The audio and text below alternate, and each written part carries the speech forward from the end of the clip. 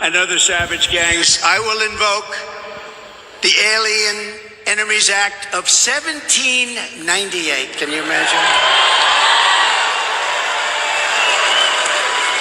Those were the old days when they had tough politicians. I have to go back that long. Think of that, 1798. Oh, it's a powerful act. You couldn't pass something like that today. Today we're politically correct. Today people kill and they end up getting out on bail in 2 minutes. No, this is a little different act. The Aliens Enemy Act, 1798, to target and dismantle every migrant criminal network operating on American soil. 100%. And in honor of the great people of Aurora, Colorado, we will call this Operation Aurora, because they were the first to suffer with this group of thugs. And if they come back into our country after removal, it's an automatic 10 years in jail with no possibility of parole. No possibility. Not that we... The fact that people are still calling Project 2025 fear-mongering when Trump literally said that he would invoke the Alien Sedition Act of 1798, you might want to be concerned, because if you have anybody that you love that isn't as pink and pale as I am, they're at risk. Do you not remember the Japanese American internment camps of World War II? Japanese Americans who were born in the United States of America were forced against their will to spend their time in concentration camps around the United States of America, hundreds and sometimes thousands of miles away from their home. Have you ever visited one of those sites? I have myself. I have been to Manzanar myself in California on several occasions, and I took my children so they could see what history is, so that history will not repeat itself. I have a family friend whose family is Japanese American and spent their time in one of those concentration camps. So to all of the white people who are saying that Project 2025 is just fear-mongering, do better. It's fucking real. We literally have history to show it. Oh, shalom, shalom. Yeah. First thing and foremost, I'm going to give all praises and glory and honor that's due to Yahweh Ba'Shem, Yahweh Shai, Ba'Shem Rakakwadash. I'd like to give double honors to the apostles and elders of Great Millstone that rule well. Blessings and salutations to the hopeful elect. Noise in this gospel abroad, lifting up the standard of Yahweh Ba'Shem, Yahweh Shai, wherever it may be. This is just another lesson through the Spirit. Going into, and a couple of brothers made posts about it, and the video was kind of being circulated around the group chat about what Donald Trump stated about operating the Alien Enemies Act of 1798, which, you know, allegedly they used during the time of World War I, World War II, and the War of 1812. Just to get some understanding, those during the time of World War II, those Japanese citizens were held in internment camps, I believe, for like 2 years. But even then, after the war was said and over, they got reparations for it. Unlike you so-called Negroes, but you have what they call Rex 84. You have Project Megiddo. You have all these other particular insurrection documents or insurrection mandates, or not mandates, Aslakia. You have all these type of documents or these type of political or government deeds that Esau can enact in case of a time of an emergency. And in this case, DJ Trump, he's basically talking about operating or provoking the 1798 Act, the Legal Alien or Enemies Act, for this TDA gang. I'll put it to you that way. That's allegedly operating illegally in America, which we know that a lot of these quote unquote migrants that were sent over here were actually sent over here and they were paid to come here. Some of them are actually military men, okay, whether they be UN troops or for some type of government. Regardless of it, it was all set up that way. And Esau, see, he's like, look, we can get three birds in one stone, because not only with that, in the last video I'm gonna show, basically the lady was going into how basically blacks, Hispanics, and Native Americans could be the target, because she mentioned the Venezuelans, and she also stated that, well, whether you Mexican or any descent of Northern Kingdom, they ain't gonna care. If you look like one of them, they gonna house you. She said same thing for her. She was Native American. And then she mentioned the Haitians, which the Haitians are so-called black people, okay, which are, you know, of the they're house of Judah, but they're the Levites, okay, because Judah, Benjamin, and Levi represents the house of Judah, okay, which are them Negroid tribes. So there you go, man. All right. So things are getting ready to take a turn for the left, which things have already been going left, but shit is getting ready to hit the fan. You got a possible retaliatory strike coming from the Israeli side of the fence to particularly deter Iranian targets in the land of Iran prior to the election or around the election sometime. They're talking about doing some type of retaliatory strike from now up until the time of the election. So we really don't know, but it's something to keep your eye out, because the scriptures say, pray therefore watch. So it says watch therefore pray. So we have to really watch these prophecies and continue to report on these prophecies, because I mean, shit, Yahweh Shai is getting ready to make his return. All right, so this is an article here. It says the Aliens Enemy Act explained.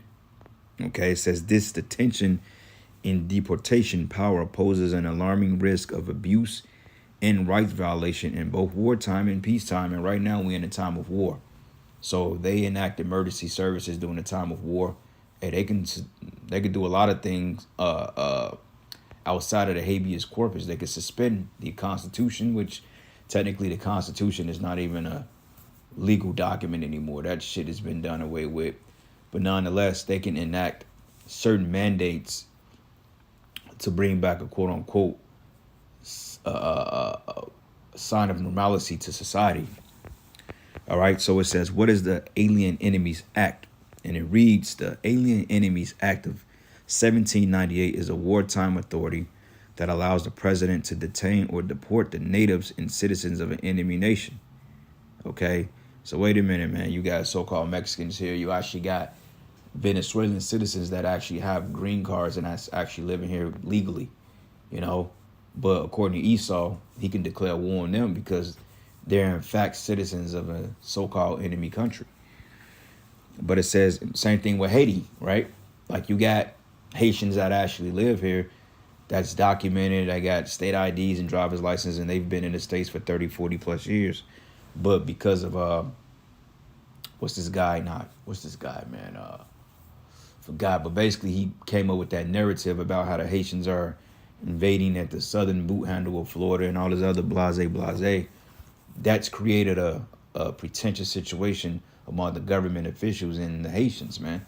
So let's just say if they concocted some Haitian invasion, and they can be justified on saying, well, we need to detain all Haitian citizens because we just don't know if you're operating a sting operation under government, or, you know, out of government sight, you know. Esau, he makes shit up as he go. But it reads, it says the law permits the president to target these immigrants without a hearing and based only on the country of birth or citizenship. Although the law was enacted to prevent foreign espionage and sabotage in wartime, it can be and has been wielded against immigrants who have done nothing wrong. It says have evinced no signs of disloyalty and are lawfully present in the United States. Like I mentioned, it says it is an overboard authority that may violate constitutional rights, which the Constitution is basically a piece of toilet paper at this point. Okay, they've come up with several political acts and several revisions of these particular orders to do away with that, going all the way back into the NDAA Act 2, which was during the time of the Nueve Once. Okay, now with all these particular tensions in the world war, you know, the migrants crossing the border so-called illegally, the U.S. Constitution is pretty much null and void, especially when they've signed over your rights over to the UN. So now a cop rolled up on you and you trying to say, well, I have the freedom of speech. Man, they can throw you in jail because they don't honor that no more. Okay. But it says here, The Alien Enemies Act has been invoked 3 times, each time during a major conflict, the War of 1812, World War I, and World War II, and currently we're in World War III. It says, in World Wars I and II, the law was a key authority behind detentions, explosions, and restrictions targeting Germany's, Austro-Hungarians, Japanese, and Italian immigrants based solely on their ancestry. It says the law was best known for its role in Japanese internment, a shameful part of the U.S. history for which Congress, presidents, and courts have apologized, and they gave them money. I believe they gave their families up to like 200-something thousand apiece, while you Negroes and Latinos, you ain't receive a dime for your free labors, man. Okay? For Jake to commit 31% of the crimes, you make up the prison population of 75%. And a lot of you Jakes are in jail wrongfully accused, and yet you ain't getting no money. You ain't getting no reparations. But yet this is the same system you Negroes want to go down there and put your necks on the line and vote for when they ain't done nothing for you. If you Jakes were smart, you should tell the Democratic Party, go fuck yourself. We ain't voting for nobody until you give us $10 million a piece of reparations. See how that's going to go. You know? But it says, under what conditions can the president invoke an Alien Enemies Act? And an alien is a buzzword for a foreign person or a person that's outside of the normal of a particular structure. Like when you go into the scriptures, when it goes into alienated, meaning outsourced or ostracized, or you're kind of different now. You're like a foreigner. So when they say illegal aliens, they're really talking about Northern Kingdom Jakes or anybody that's a foreign entity of the United States. But it says the president may invoke the Alien Enemies Act in the times of declared war, or when foreign government threatens or undertakes an invasion or predatory incursion against U.S. territory. It says the Constitution gives Congress, not the president, the power to declare war, so the president must wait for democratic debate and congressional vote to invoke the Alien Enemies Act based on the declared war. And right now, they have all types of cyber attacks. They have all types of infrastructure attacks. They already just foiled some type of attack that was supposed to be going down election night. And a lot of these people that stating that Russians, Chinese nationalists, Iranian nationalists, basically foreign entities, right? So this gives them the right to invoke this particular act to lock people up. And really, they're coming for you Jakes, man. Okay, the real target is you Negroes, Latinos, and Native American. And this is why Apostle Tahar deemed this year the hopeful year of Jacob's trouble, because all the paperwork is on the table for it. Okay, just a matter of certain events taking place to activate these other events, you know. But it says here, the Constitution gives Congress, not the president, the power to declare war. So the president must wait for the democratic debate and a congressional vote to invoke the Alien Enemies Act based on a declared war. But the president need not wait for Congress to invoke the law based on a threatened or ongoing invasion or predatory incursion. It says the president has inherent authority to repel these kind of sudden attacks, an authority that it necessarily implies the discretion to decide when an invasion or a predatory incursion is on this way. And they can just say that off any said scenario, you know. So basically, man, they want to lock niggas up. So let's get a couple of precepts real quick because the scriptures goes into it. This is the book of Jeremiah 15, and I'm going to start at verses 2, and it says, and it should come out, let's start at verses 1. It says, then said the Lord unto me, though Moses and Samuel stood before me, which they represents the law and the prophets, yet my mind could not be toward this people. Cast them out of my sight and let them go forth, and it should come to pass, if they should say unto thee, whither should we go forth? Then thou shalt tell them, thus says the Lord, such as for death to death, such as for the sword to the sword, and such are for the famine to the famine, and such are for the captivity to the captivity, man. All right, and this is the point. You know, the captivity, our slavery, okay, us being in subjection to the Romans, the Babylonians, okay, the modern day Romans, which is the Americans or the American government or Esau's infrastructure or his Esau's empire, okay, because you have his 7 heads, which is NATO and the EU, which are Edomite governments, which has Jake in slavery, okay, and the rest of the world for that point. But it says captivity to the captivity because we know it's going to come a time that when all hell break loose in society, they're going to be justified on putting martial law on the streets of America. And anybody and all this shit is somehow gonna tie into free speech, not being able to speak your mind. Anybody that was speaking out against Esau's New World Order, somehow, some way, they're gonna put it all under this umbrella act, and they're gonna detain people against their will because they don't want anything to sabotage the New World Order. And it says here, and I will appoint over them 4 kinds, says Yahweh, the sword to slay, and a lot of you are gonna get put to death in those death camps, and the dogs to tear, the fowls of heaven, and the beasts of the earth to destroy, to be devoured and to destroy. Okay, so even though this is talking about you're going to Hezekiah, the king of Judah, and the wickedness that he's done in Israel, and Jake was given over to the Babylonians, you got to understand that the scriptures is dual. Like the elder Yashawamba went into a video on Ezekiel the 28th chapter, I believe, when it went into the king of Tyrus, which is basically a Hamitic king. Okay, and basically he dealt with the left-hand priesthood, because one thing about Esau, Edom, you have to understand, all the gods that he worshiped are all Canaanite deities, man. Okay, Esau learned those dark arts from the Canaanites, man. All right, and then over the course of time, the Babylonians, which, Hamites. Then, okay, you had the Syrians, then you had the Romans, the Greeks, the Persians, and the Medes. All these particular captivities have taken in ancient philosophies from Hamites in one form or another. All right, and when you look at these other camps, they basically read the context of the scriptures and they go into the history of what the chapter means, but they don't know how to tie them prophetically to modern day, because for one thing, the scriptures say we have a more sure word of prophecy. Okay, they don't have prophecy because the Spirit of the Lord is not dealing with them. This is why we're able to take chapters like Jeremiah, the 15th chapter, and apply it to now, because the scriptures say the things that are written for our learning then are written for our learning today. So you could take a scripture like Ezekiel 33 and 33 and apply it to today's time, because the Bible is a book written before its time. Okay, it's not just a historical book. The Bible is prophetic. So when you're reading the prophecies and you're reading the prophets, you have to visualize the time now, because what the prophets wrote about as far as in that time frame came to pass, but it was things that the prophets wrote about that didn't come to pass, like Jeremiah the 49th chapter, 50th chapter, 51st. Those are mainly prophecies talking about today. Okay, because ancient Babylon was not destroyed in our day. Okay. Anyway, let's go from here to Revelation, the 2nd chapter, because the scriptures goes into FEMA camps, internment camps. Okay, Zechariah the 14th chapter. Matter of fact, let's go there. Let's do this. Let's go there. Zechariah the 14th chapter, not Zephaniah, Zechariah. Zechariah 14. Yep, and let's start at verse. Let's read it in the New Living Testament. All right.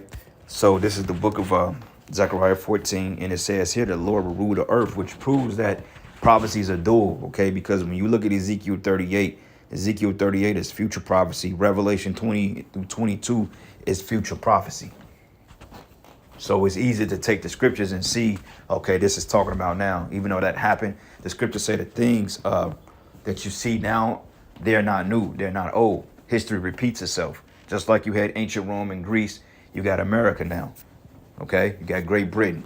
You have all these Edomite societies that has convoluted into one empire, so to speak. But this is the book of Zechariah 14 and 1. It says, watch, for the day of the Lord is coming. Okay, and what's the day of the Lord? What equates the day of the Lord? Future judgments, punishments, destructions. Okay, judgment, death. FEMA camps, MOTB. And it says, watch, for the day of the Lord is coming when your possessions will be plundered right in front of you. And what's your possessions? Your belongings, your children. It says, and I will gather all the nations to fight against Jerusalem. The city will be taken, the houses looted, women raped. Half the population will be taken into captivity, and the rest will be left among the ruins of the city, right? Because when they start hitting these infrastructures and these downtown areas, they start blowing bridges. When you start seeing troops being deployed to the streets of Babylon the Great, you're going to have a lot of fighting in the streets. Okay, you're going to have a lot of shit being set on fire. You're going to have a lot of blackouts, man. You're going to have a lot of roads and bridges blown. All right, and then shit going to get too bad to the point they're going to say, well, look, man, these people need to be detained. We need to house them somewhere safe, so therefore they can be quote unquote safe. But low key, the whole time they're taking away your rights and they trying to fit a MOTB inside your ass. That's the reality of these FEMA camps, man. Mass shipping stations, guillotines, okay? Torture chambers, all types of shit is in these prisons.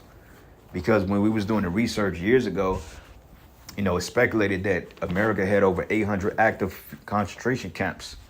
We even had people doing videos on, like, back in the day when they used to see the FEMA trains and the tanks being transported through a freight train through America. People was, you know, they was getting footage of that, you know, and they was like, well, this Walmart could be a detainment center, this baseball stadium, that basketball stadium, this apartment complex, that school, this building. You know, they can use anything for real, but they do have FEMA camps here. And this is basically what Trump is saying. He wants to reinstate that mandate because he want to throw their ass out of here, which ultimately is really for Jake. Okay, that's just really what it's for. And it says here, and then the Lord will go out to fight against those nations as he has fought in times past. Okay, so that shows you there the things in the past, the Most High is going to do them again. Okay, so yes, there will be FEMA camps. There will be martial law on the streets of America. There will be fighting. There will be war. There will be invasions, which technically this place has already been invaded. And not only that, they let the motherfuckers walk right through here. So it's safe to say we're in those times. Let's go from here to Revelation 2. Get that in the King James Version, Revelation 2. And I'm going to start at verses. Let's start at verses 10. It says, fear none of those things which thou shalt suffer. Behold, the devil shall cast some of you into prison that ye may be tried. And those prisons is talking about those concentration camps. FEMA camps, man. All right, so it says here, the president may invoke the Aliens Enemies Act in a time of declared war. I read that already. Yep, I read that. Yep. It says, do the terms invasion and predatory incursion have to be taken literally, or could the president proclaim a rhetorical invasion? But it says, as the Supreme Courts and past presidents have acknowledged, the Alien Enemies Act is a wartime authority enacted and implemented under the war power. It says, when the Fifth Congress passed the law and the Wilson administration defended it during World War I, they did so on the understanding that non-citizens with connections to a foreign belligerent could be treated as prisoners of war under the rules of war under the law of nations. It says, in the Constitution and the other late 1700s statutes, the term invasion is used literally, typically to refer to large-scale attacks, and the term predatory incursion is also used literally in writings of that period to refer to slightly smaller attacks like the 1781 raid on Richmond led by the American defector Benedict Arnold. And they go into a little history on it here. All right. See, even here you got the National Constitution Center. And it says Alien and Seditions Act. Just a little bit of history for you if you want to go into it. I briefly read over it and got some understanding on it, but this is really what it is. You want to look that up? That's constitutioncenter.org. Alien and Sedition Acts, Wikipedia. And this is probably your best document on it because it really goes into deep there. Like when you go into Wikipedia gives you they give you the nitty gritty. I mean, some of it be convoluted and you know a lot of it, some of it be biased, but a document like that is pretty straightforward. All right. But anyway, it says, fear none of those things which thou shalt suffer. Behold, the devil shall cast some of you into prison that ye may be tried. And ye shall have tribulation 10 days. Be thou faithful unto death, I will give thee a crown of life. So, hey, it's going to come a time that this truth is going to be a life and death situation for some brothers, man. Okay, some brothers are going to be faced with that guillotine. Denounce your faith in Yahweh Shai, well, we're going to cut your head off. So, you got to really prepare our minds, our spirits, to be ready to deal with this because shit is getting ready to hit the fan. We're seeing Jacob's trouble. The foundation is already laid out for it. It's just a matter of time before things, you know, intensify. Last precept, 2 Esdras 16:68. For behold, the burning wrath of a great multitude is kindled over you, and they shall take away certain of you and feed you, being idle with things offered unto idols that chip. And they that consent unto them should be had in derision and in reproach and trodden under foot. So you damn if you do, you damn if you don't. For there should be in every place and in the next cities a great insurrection upon those that fear the Lord. So obviously there have to be some type of mandates in place, or this has to be during a time of hell breaking loose in order for them to be justified on doing this shit. All right, because the reason why they're moving so slow with it is because America have what they call a constitution. Now, once they safely abolish the constitution, then they can go ahead and go forward with their draconianism like they've been doing, you know. But it says here, and they consider unto them should be head in derision and reproach and trodden under foot. It says, for there should be in every place and in the next cities a great insurrection upon those that fear the Lord. Those are the Israelites. And they should be like madmen, sparing none, but still spoiling and destroying those that fear the Lord. And they shall waste and take away their goods and cast them out of their houses. Then shall they be known who are my chosen, and they should be tried as gold in the fire. So these are the times that's upon us. Okay, so with that, I'm going to end it, giving all praises and glory and honor that's due to Yahweh Bashim Yahweh Shai Bashim Kakwadash. Lord's will, you were edified. Until the next lesson. Shalom.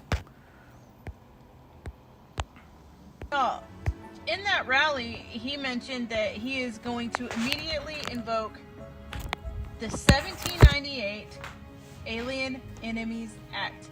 Now, that's the first type of policy I have ever heard come from that man. So I'm thinking, okay, what's this? The 1798 Alien Enemies Act, is mass deportation. But not how you think. It's actually very scary now to think about. Y'all, if you look into articles and read up on this law, because I had to, I never heard of it. 1798 Alien Enemies Act. This is a law. This is a law that has been described as, when invoked, it is an egregious abuse of power. It can be invoked during wartime, which mainly it has been, but it also could be invoked during peacetime. Now, what this act does is it's not just mass deportation or incarceration of people that are undocumented, or in their words, illegal aliens. Y'all, this is internment camps. This is the law that justified what the United States did to many marginalized groups, but one of the most famous things during World War II was use it against Japanese people. Here's the scary part, is it wasn't just Japanese people that just came over here. It was Japanese people waiting for their citizenship, Japanese people that had become citizens, had families, which means Japanese American people that were born here but of Japanese descent got rounded up and put into internment camps. And in this law, where a lot of people, if you read on it, that think that this law should just straight up be gone, is because you can be a citizen of the United States, but if you have heritage or come from a country where we're at war with or are enemies with,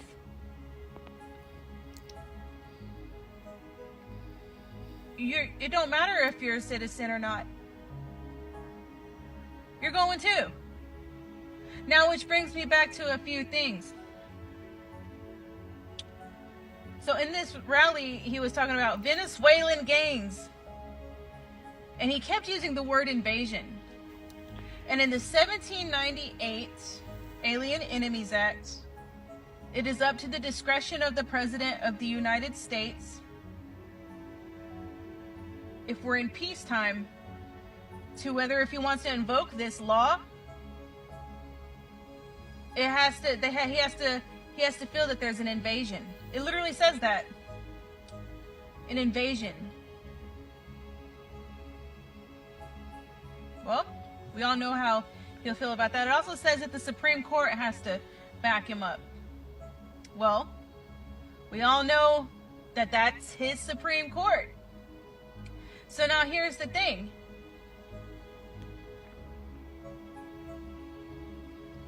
If you're brown in this country,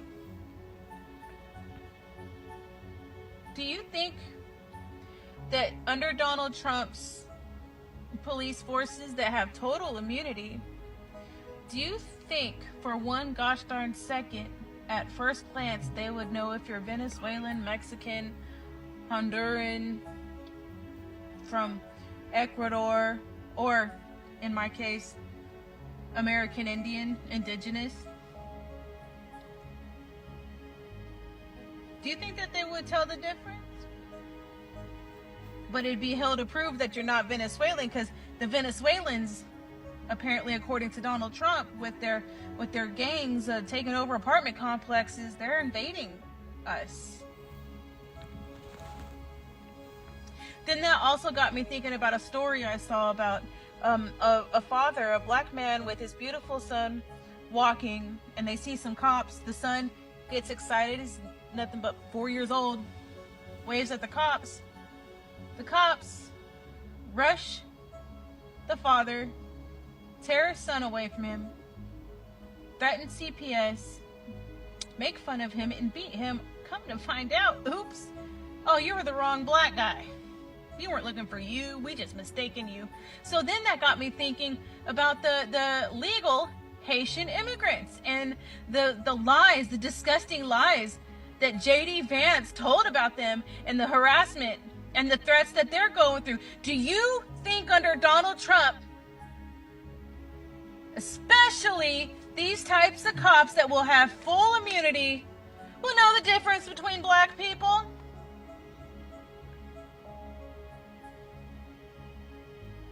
The Haitians, they're invading. They shouldn't have been here. That's what they say.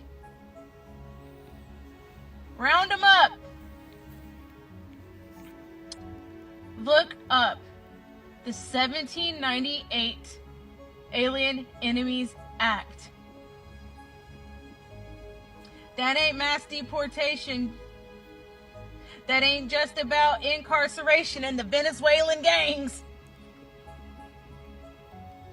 It is internment camps. It is rounding people up. Now, here's the kicker, too. Now, if we have enemies out there in the world, which we know the United States has enemies out there in the world, we don't have to be just at war. Like I said, he can do this during peacetime. But if there's a country that we are enemies with, which are a lot, especially if you're from the Middle East, if you have heritage from those countries, and you are found out to have heritage, if he invokes this law, you'll be rounded up too. Because according to this law, from what I've read so far, the government would suspect that you will hold loyal ties to an enemy country. Even if you're an American citizen.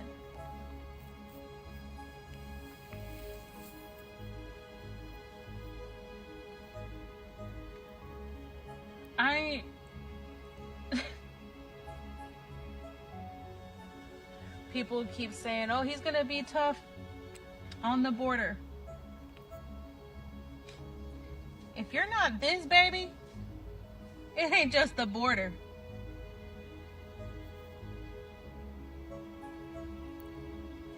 Look it up.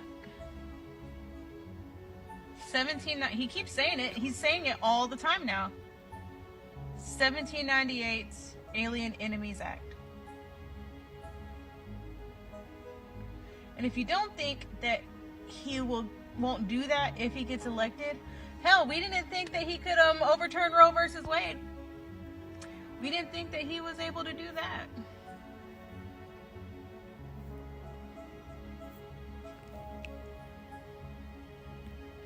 If you think that somebody that's under his command will be able to tell people apart.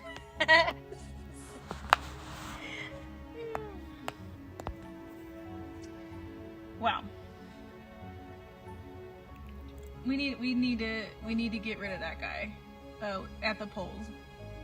He should no longer have any chances to run any type of office